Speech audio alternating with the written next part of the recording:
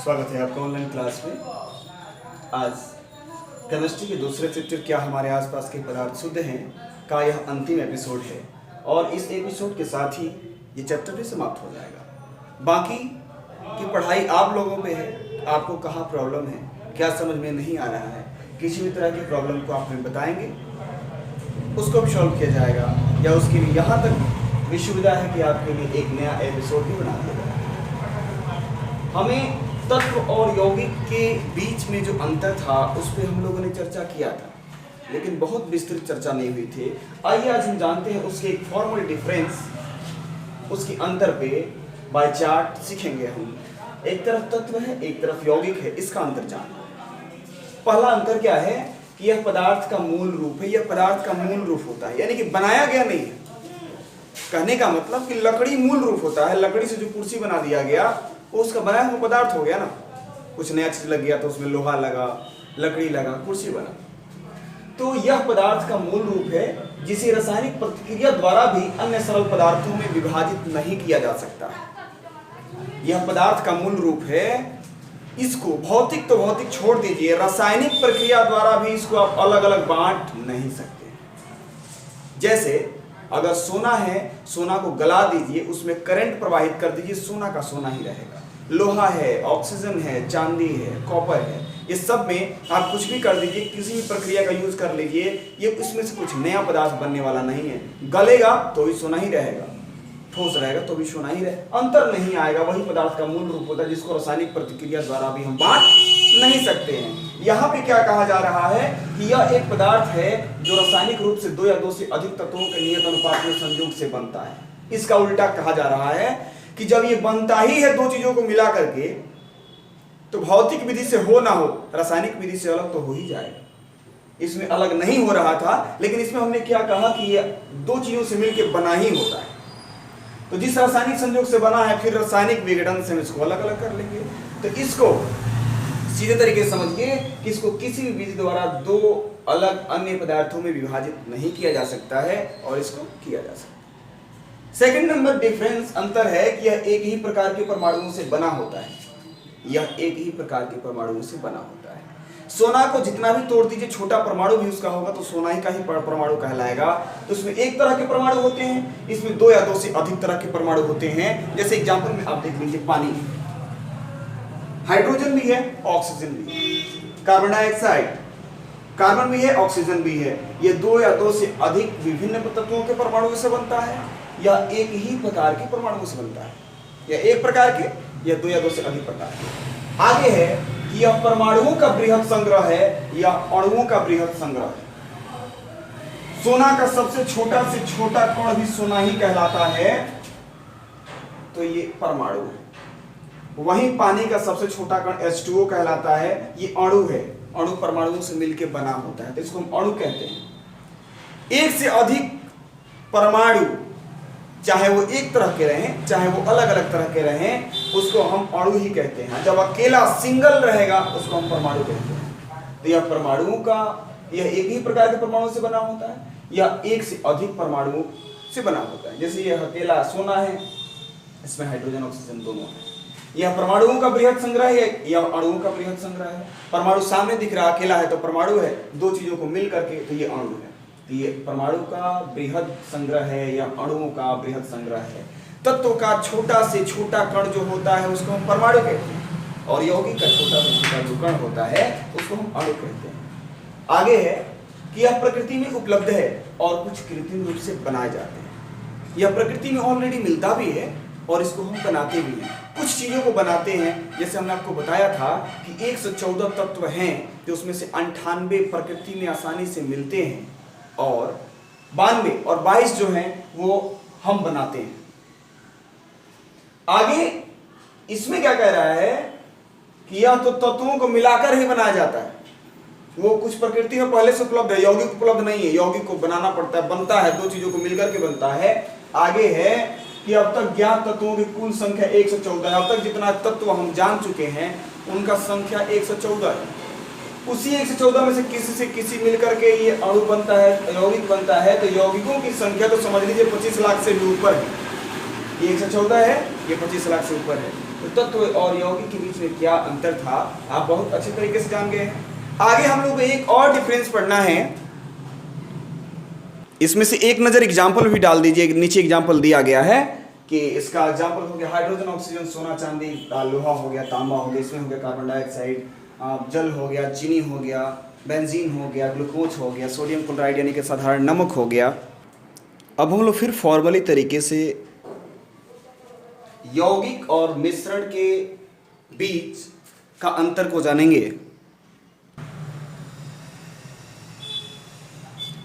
मिश्रण और यौगिक के बीच का अंतर, जैसे हमने तत्व और यौगिक के बीच का अंतर जाना था,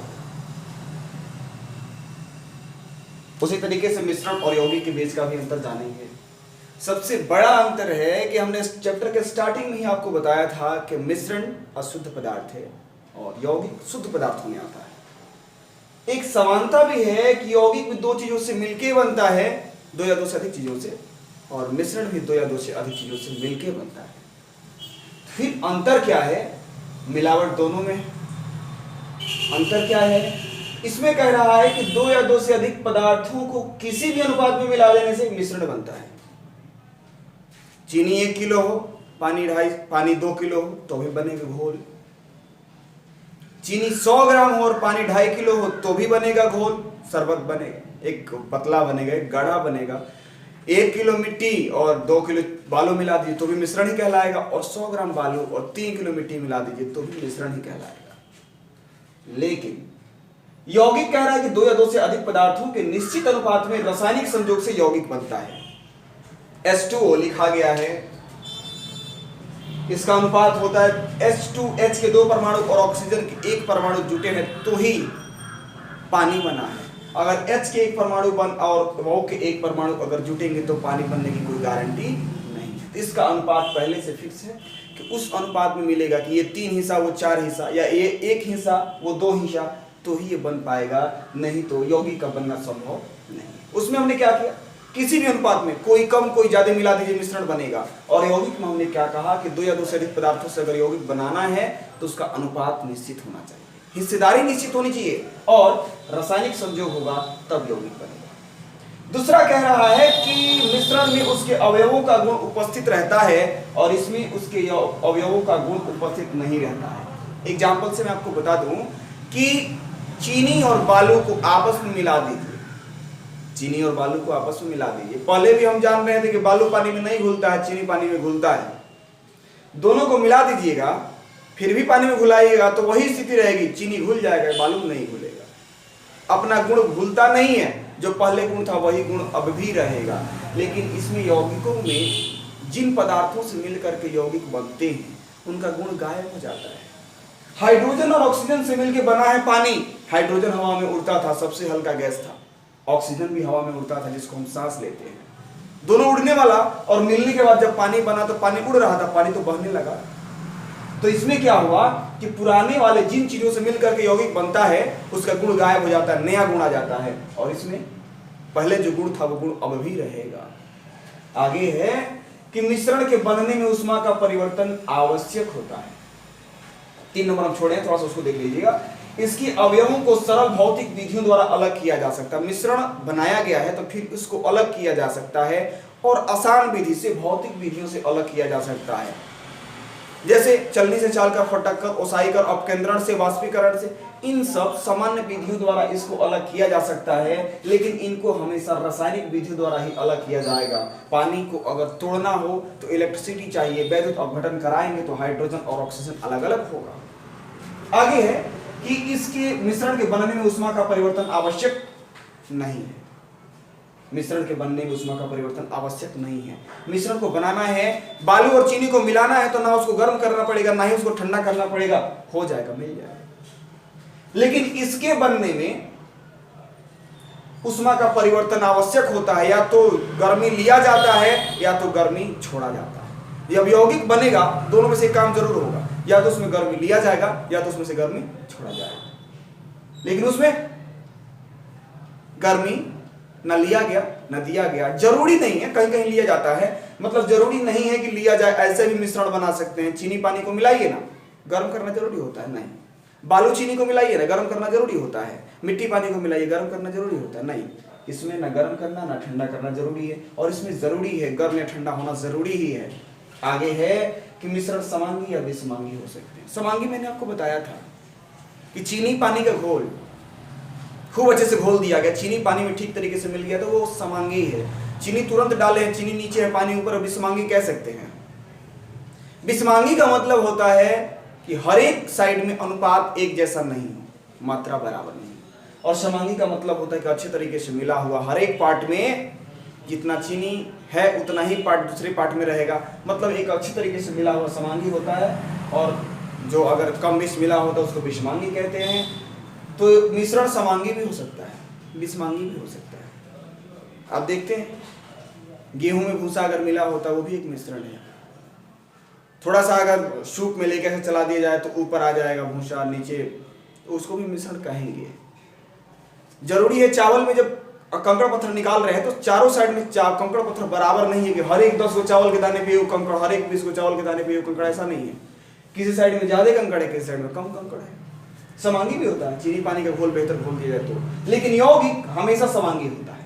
मिश्रण समांगी भी हो जाएगा, विषमांगी भी हो जाएगा, यौगिक हमेशा समांगी होगा। आगे है कि मिश्रण का कोई निश्चित फॉर्मूला नहीं होता है, यौगिक का एक निश्चित फॉर्मूला होता है। जैसे पानी का है H2O, कार्बन डाइऑक्साइड का है CO2, चीनी का है C12H2O11, ये चीनी का फॉर्मूला है। C12H22NO11, ये चीनी का फॉर्मूला है। इसका निश्चित फॉर्मूला होता है, उसका निश्चित फॉर्मूला नहीं होता है। आगे है कि मिश्रण जब बनता है तो एक भौतिक परिवर्तन होता है। भौतिक परिवर्तन में क्या बताया गया था आपको कि नया पदार्थ नहीं बने, तो मिश्रण का बनना एक भौतिक परिवर्तन है, यौगिक का बनना एक रासायनिक परिवर्तन है। तो आज हमने जाना मिश्रण और यौगिक के बीच का अंतर। जो जो चीजें आपको बताए हैं इसके बारे में विस्तृत चर्चा हम पहले ही कर चुके थे, यौगिक के बारे में भी और मिश्रण के बारे में भी। लेकिन अभी हमने फॉर्मली तरीके से जाना कि क्या दोनों में अंतर है, उन चीजों को हमने अध्ययन किया है।